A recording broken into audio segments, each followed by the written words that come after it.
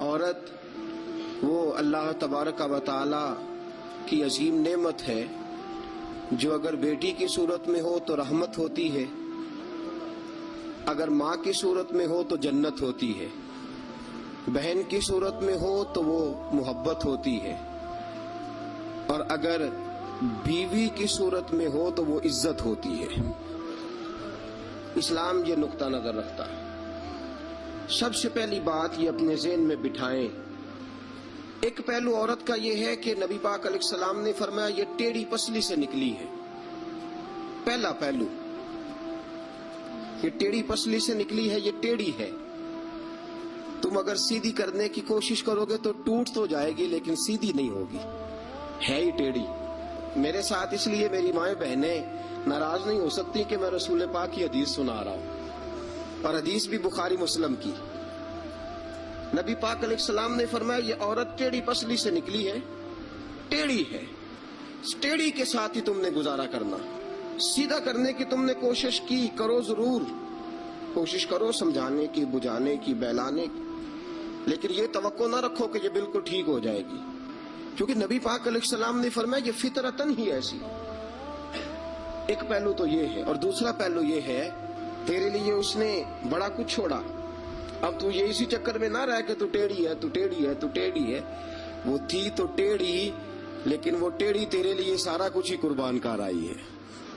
یہ پہلو بھی پیش نظر رہے۔ میرے دوستو، جب رسول پاک صلی اللہ تعالی علیہ وسلم پہ اللہ نے قرآن نازل فرمایا تو سورہ نساء کی آیت نمبر 19 کے ایک حصے میں اللہ نے فرمایا وَعَاشِرُوهُنَّ بِالْمَعْرُوفِ، عورتوں کے ساتھ نا اچھائی والا برتاؤ کرنا، تم ان کے ساتھ ضرور اچھا سلوک کرو۔ فَإِن كَرِهْتُمُوهُنَّ، اگر تمہیں ان کی کوئی بات ناپسند ہو، کراہت آئے، کیونکہ اللہ نے پیدا کی ہے نا، اللہ کو پتا ہے عورت کی کچھ باتیں مرد کو ناپسند بھی ہے۔ فَإِن كَرِهْتُمُوهُنَّ، اگر تمہیں اس کی کوئی بات ناپسند آئے، فَعَسَىٰ أَن تَكْرَهُوا شَيْئًا، ہو سکتا ہے تمہیں کوئی چیز ناپسند ہو، وَيَجْعَلَ اللَّهُ فِيهِ خَيْرًا كَثِيرًا، تمہیں تو ناپسند ہو لیکن اللہ نے اسی میں تمہارے لیے بہت زیادہ خیر رکھی ہوئی ہو۔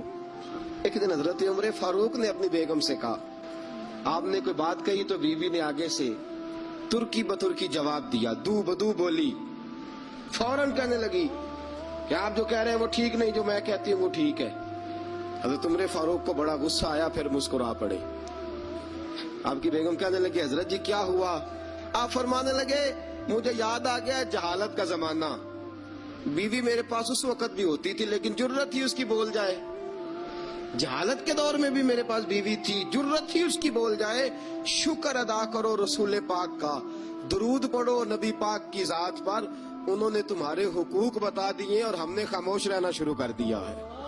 بات یاد رکھیں، میں اختلاف نہیں کرتا، عورت کو مارنا جائز ہے، مرد اسے مار سکتا ہے، اگر بات نہ مانے تو نبی کریم صلی اللہ علیہ وسلم نے فرمایا نہ مانے تو پہلے بستر الگ کر دو، اگر پھر بھی نہیں مانتی اس سے الگ ہو جاؤ، لیکن گھر کے اندر پھر بھی بات نہیں مانتی تو اس طرح مارو کہ نہ اس کے چہرے پہ اور نہ اس کے وجود پر زخم آئے، اتنی کم ضرب لگاؤ۔ اجازت تو دے دی، لیکن سیرت کیا ہے، سنت کیا ہے؟ حضور نے کبھی مارا؟ اجازت دی ہے، یہ بالکل حدیث صحیح سے ثابت ہے، ہم انکار نہیں کرتے، لیکن خود نبی پاک علیہ السلام کی سنت یہ نہیں ہے۔ میرے محبوب کا عورت کا سب سے پہلا حق یہ ہے کہ اس سے درگزر کی جائے، درگزر کرو۔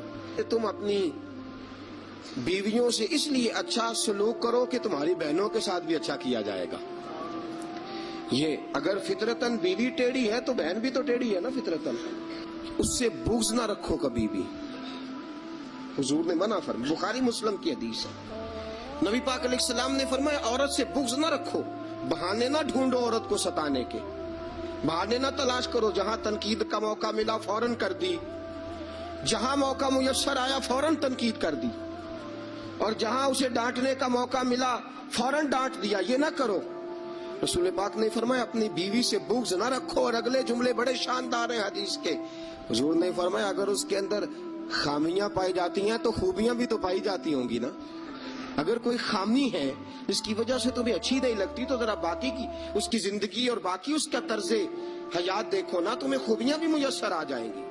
سنو رسول پاک علیہ السلام کا طریقہ، بخاری مسلم کی حدیثیں، رسول پاک صلی اللہ علیہ وسلم کی زوجہ سیدہ طیبہ طاہرہ ام المومنین حضرت عائشہ صدیقہ رضی اللہ تعالی فرماتی ہیں گھر میں کھانا تیار ہوتا تھا، اگر حضور کو پسند نہیں نہ آتا تھا حضور چلے جاتے تھے، چھوڑ دیتے تھے۔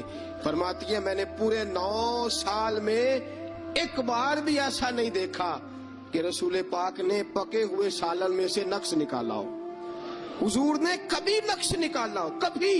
ہم باز ہی نہیں آتے، اور جتنی نفاست اور جتنا حسن نبی پاک کی طبیعت میں تھا کسی کی طبیعت میں ہو ہی نہیں سکتا۔ باوجود اس کے سیدہ فرماتی ہیں کھانا پسند نہیں آیا تو چھوڑ دیا، نہیں کھایا، لیکن رسول پاک نے کبھی نقص نکالا۔ اور یہاں اس بات پہ طلاقیں ہو رہی۔ اگلی حدیث سنیے، حضرت عائشہ صدیقہ فرماتی ہیں حضور گھر آئے، کہا عائشہ کچھ کھانے کو ہے؟ میں نے کہا حضور سرکے کا سالن بنایا۔